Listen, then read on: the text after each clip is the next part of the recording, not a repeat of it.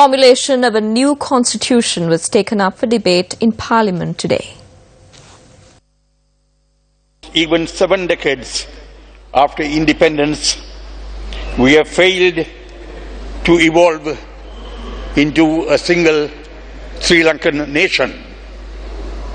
This country has had the unfortunate experience of being ruled under constitutions which did not have the consent or the consent of all its people.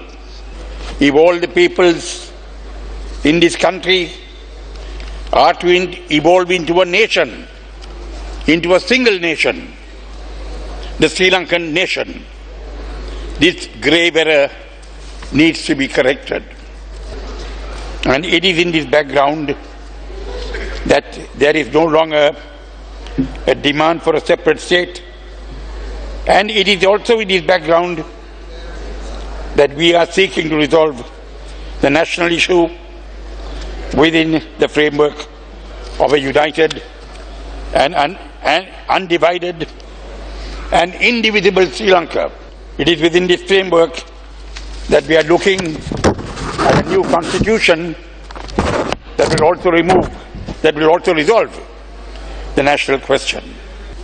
I want to make a special appeal to the former president, Mr. Mahinda Rajapaksa. He has the stature of a national leader, and his support in this national endeavour is important. The country, all its people, and the nation need his support. It will be my submission, Mr. Deputy Speaker, that he needs to place the interests and well-being of the country before anything else and positively contribute to this initiative. Let us all rise with the stature required of us at this crucial moment in this country's history. His Excellency Maithripala Sirisena presented the manifesto at the presidential election. The main point in this document was the abolition of the executive presidency. Now the 19th Amendment has been adopted in line with the Supreme Court's determination.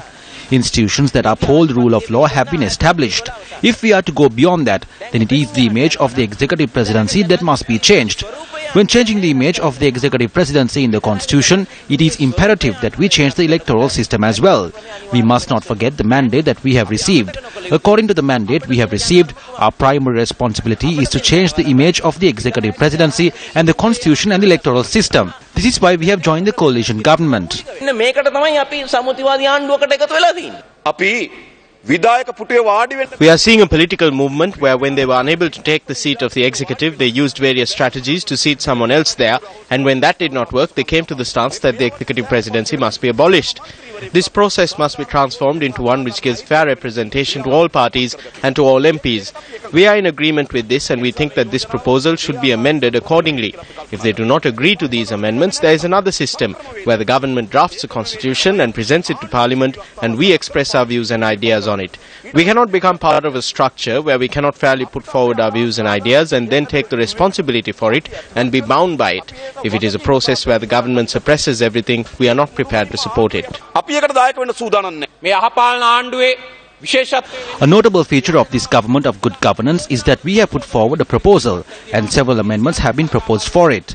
We will consider all of this and prepare the proposal in a manner that represents everyone's ideas, and we must establish a procedure and draft a constitution that the absolute majority is in agreement with.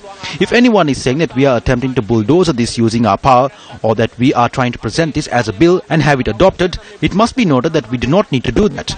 We have experiences in our history, and we must use these experiences to establish a procedure and a dialogue to create consensus among the absolute majority, a national consensus.